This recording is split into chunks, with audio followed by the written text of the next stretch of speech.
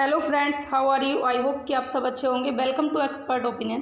Friends, आज हम discuss करेंगे सीडीपी एंड पेडागोजी, जो आपके सीटेट 2020 के लिए मोस्ट इंपॉर्टेंट क्वेश्चंस का कलेक्शन मैं आपके लिए लेकर आई हूं। और इसके अलावा आप कोई भी स्टेट की टेट की तैयारी कर रहे हैं तो आपके लिए ये यूजफुल रहने वाली है। और ये पार्ट 19 होगा। इससे पहले हम 18 पार्ट डिस्कस कर चुके हैं। अगर आपने नहीं देखे तो आप चैनल पर जाकर देख सकते हैं। प्लेलिस्ट बनी हुई है सीडीपी एंड पेडागोजी के नाम से, और इसकी पीडीएफ फाइल मिल जाएगी आपको हमारे टेलीग्राम चैनल पर। और आपने अगर अभी तक हमारे टेलीग्राम ग्रुप को ज्वाइन नहीं किया है तो आप ग्रुप को भी ज्वाइन कर लें। एक्सपर्ट ओपिनियन डिस्कस के नाम से टेलीग्राम पर ग्रुप भी बना हुआ है, जिसमें सभी लोग आपस में डिस्कस करते हैं अपने क्वेश्चंस के बारे में। वीडियो अगर आपको अच्छी लगे, मेरा प्रयास अच्छा लगे, क्वेश्चंस की क्वालिटी अच्छी लगे, अगर थोड़ी सी भी हेल्पफुल लगे तो लाइक करना और अपने मित्रों को शेयर करना बिल्कुल ना भूलें, जिससे कि सभी को इसके थ्रू हेल्प हो सके।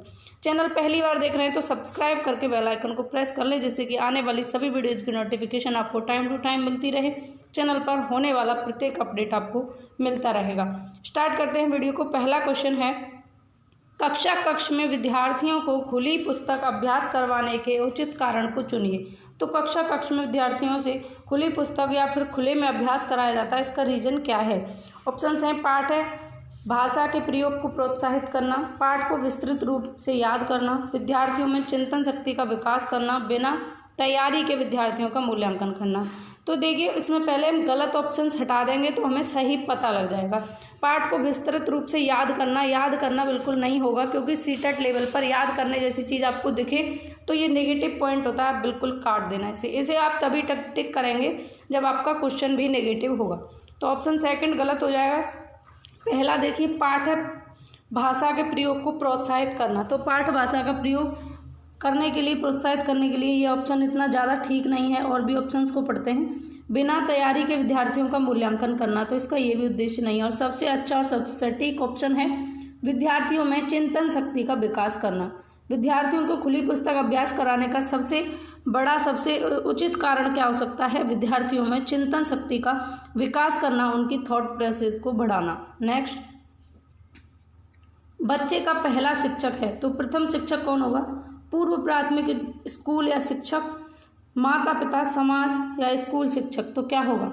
पूर्व प्राथमिक स्कूल शिक्षक, माता पिता, समाज या स्कूल शिक्षक? क्या होगा? तो इसका राइट आंसर होगा माता पिता, ऑप्शन सेकंड। सबसे पहले शिक्षक होते हैं। जब बच्चे का जन्म होता है तो सबसे पहले वह अपने परिवार, अपनी फैमिली से मिलता है, और फैमिली में भी सबसे पहले अपने माता पिता से मिलता है, फिर अपने भाई बहन, अपने दादा दादी और सभी लोगों को जानने लगता है। तो सबसे पहला शिक्षक कौन हुआ?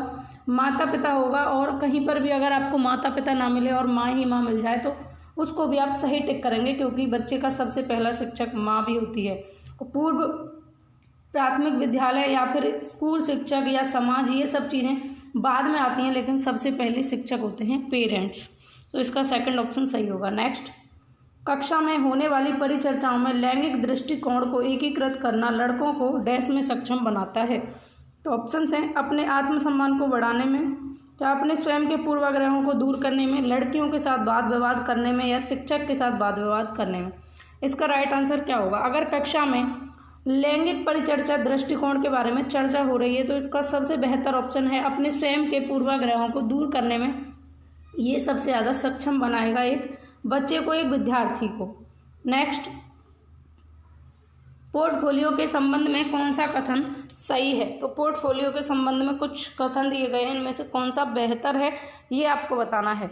ऑप्शंस हैं आपके सामने। इससे बच्चे को लिखित कार्य की आदत पड़ जाती है, इससे बच्चे की क्रमिक गति के बारे में पता लगता है, बच्चे के कार्य को एक जगह संकलित करना प्रमुख उद्देश्य है, और इससे शिक्षक के समय की बचत होती है। तो राइट आंसर टिक करेंगे। इसका क्या होगा? और इसका सबसे बेहतर आंसर होगा ऑप्शन सेकंड, इससे बच्चे की क्रमिक प्रगति के बारे में पता लगता है। पोर्टफोलियो में क्या होता है? बच्चे की क्रमिक प्रगति जो है उस सबको लिख कर रखा जाता है, और पोर्टफोलियो में विद्यार्थी के ज्ञान, कौशल, अभिवृत्ति, प्रमाण और जो भी उसने अचीवमेंट किए हैं उन सभी को रखा जाता है। और ये विद्यार्थी की प्रगति का एक प्रलेख भी होती है, यानी कि इसमें लिखित रूप में ही सभी चीज़ों को रखा जाता है। और पोर्टफोलियो एक अवधि अथवा पूरे वर्ष में विद्यार्थियों के रुचि रूप चित्र होते हैं, और विद्यार्थियों को निर्धारित किए गए सभी कार्य तथा शिक्षक द्वारा किया गया मूल्यांकन पोर्टफोलियो में ही होता है। जितना भी वर्ष भर में शिक्षक मूल्यांकन करता है बच्चे का, वो सभी किसमें होता है? पोर्टफोलियो में होता है।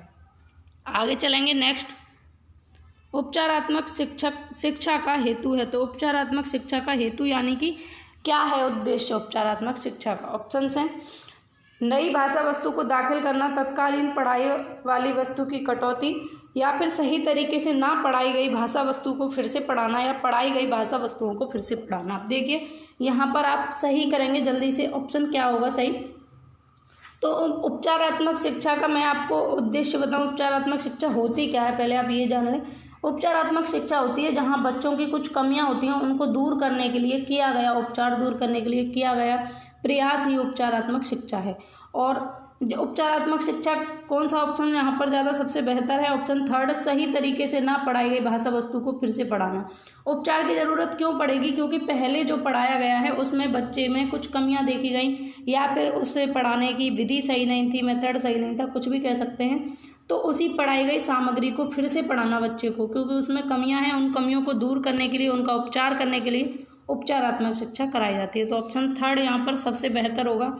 नेक्स्ट, एक मानक परीक्षण विधि में निम्नलिखित गुण अवश्य होने चाहिए। तो एक मानक परीक्षण विधि में कौन से गुण अवश्य होने चाहिए? ऑप्शंस हैं मूल्यांकन और प्रयोज्यता, वैधता और मूल्यांकन, विस्तृत का मूल्यांकन और व्यवहार्यता, या वैधता, विश्वसनीयता और व्यवहार्यता। तो इसका राइट आंसर टिक करेंगे सबसे बेहतर। और एक मानक परीक्षण में वैधता होनी चाहिए, विश्वसनीयता होनी चाहिए और व्यावहारिकता होनी चाहिए, इसलिए ऑप्शन फोर्थ यहाँ पर सबसे बेहतर रहेगा। नेक्स्ट, प्रयोग करना आकलन का एक संकेतक है। निम्नलिखित में से कौन सा प्रयोग करने संबंधी संकेतक का आकलन करने का उपयुक्त तरीका है? तो प्रयोग करना एक आकलन का संकेतक है, लेकिन प्रयोग करने संबंधी संकेतक का आकलन करने का सबसे उपयुक्त, सबसे बेहतर बताना है आपको। ऑप्शंस हैं सृजनात्मक लेखन, निदर्शन प्रदर्शन, हस्तपरक गतिविधि या चित्र पठन। तो राइट आंसर क्या होगा यहाँ पर जल्दी से लगाएंगे। और संकेतक का आकलन करने का सबसे उपयुक्त तरीका है हस्तपरक गतिविधि, जिसमें बच्चा खुद से करके, एक्टिविटी करके जब बच्चा सीखता है तो इसमें आकलन करने का सबसे बेहतर ये तरीका होता है। यहाँ सबसे ज़्यादा वरीयता दी जाती है एक्टिविटी खुद से करके सीखने की चीज़ों को।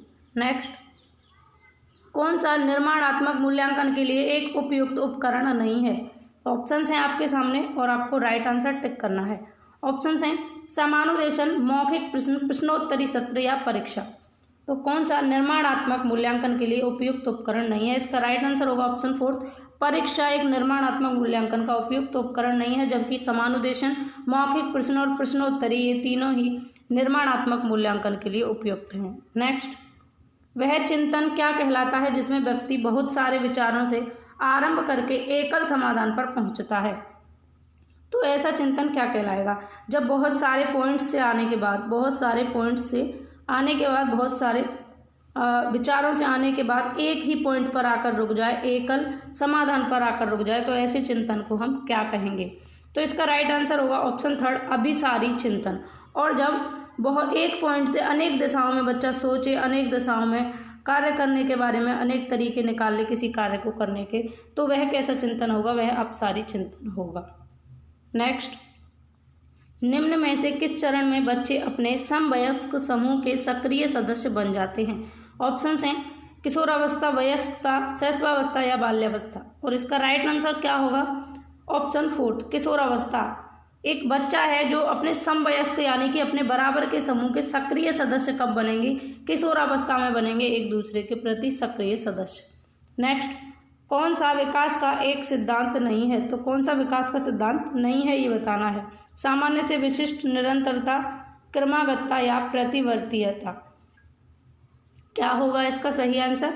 और राइट आंसर होगा ऑप्शन फोर्थ, प्रतिवर्तीयता, यानी कि अपलटापी नहीं होगा, विकास पलट नहीं सकता। अगर कोई बच्चा 4 वर्ष का हो गया तो वो जाकर फिर से 2 वर्ष का नहीं हो सकता। अगर किसी बच्चे ने चलना सीख लिया है पैरों पर, तो दोबारा से वह घुटनों पर चलेगा, ऐसा संभव नहीं होता है। पैरों पर चलने के बाद वह अच्छे तरीके से चलना सीखेगा और पैरों पर कंट्रोल पा लेगा। या किसी बच्चे का हाथ कंप्लीट बढ़ गया, वयस्कता प्राप्त कर लिया, उसने मैच्योर हो गया है और वह उम्मीद नहीं रहती कि अब फिर से दोबारा से वह छोटी उम्र में जाएगा। यानी कि किशोरावस्था से लौटकर बच्चा बाल्यावस्था की स्टेज पर आ जाए, रेंगने लगे, गिड़गिड़ाने लगे, रोने लगे दूध मांगने के लिए, इस तरीके की कंडीशंस लागू नहीं होती, इसलिए प्रतिवर्तीयता सही हो जाएगा। अपलटापी नहीं होता विकास। जबकि विकास क्रमबद्ध होता है, क्रमबद्ध तरीके से चलता है, निरंतर चलता है और सामान्य से विशिष्ट। पहले बच्चा सामान्य चीज़ें सीखता है और फिर विशिष्ट चीज़ें सीखता है। जैसे पहले पूरी बॉडी से किसी चीज़ को पकड़ने का प्रयास करता है और फिर वह अपने किसी हाथ पर या अपने हाथों से उस चीज़ पर कंट्रोल पा लेता है। या फिर पहले सामान्य चीज़ें सीखता है, जैसे पापा से पापा कहना बाद में सीखेगा, लेकिन पहले अगर पापा कहेगा तो सभी जितने भी जेंट्स होंगे सभी को पापा कहकर बुलाएगा। सामान्य शब्द सीखा पापा, लेकिन बाद में उसे ये पता लगा कि पापा शब्द विशिष्टता से मेरे पापा के लिए यूज किया जाता है, यानी कि सामान्य चीज़ें सीखने के बाद तब विशिष्टता पर आता है। नेक्स्ट, बाल विकास की किस अवस्था में बालक का आकर्षण विषम लिंगी के प्रति अधिक हो जाता है? तो कौन सी स्टेज है जिसमें बच्चा विषम लिंगी के प्रति अट्रैक्टिव होता है, आकर्षित होता है? ऑप्शन हैं शैशवावस्था, बाल्यावस्था, किशोरावस्था, प्रौढ़ावस्था। तो इसका राइट आंसर टिक करेंगे आप, और राइट आंसर होगा किशोरावस्था। बाल विकास की किशोरावस्था में बालक जो होता है वो अपने विषम लिंगी के प्रति ज़्यादा आकर्षित होता है, ज़्यादा अट्रैक्टिव होता है। नेक्स्ट, आदत किसे कहते हैं? तो आदत के विषय में ये कुछ ऑप्शंस दिए हैं, आपको सही बताना है।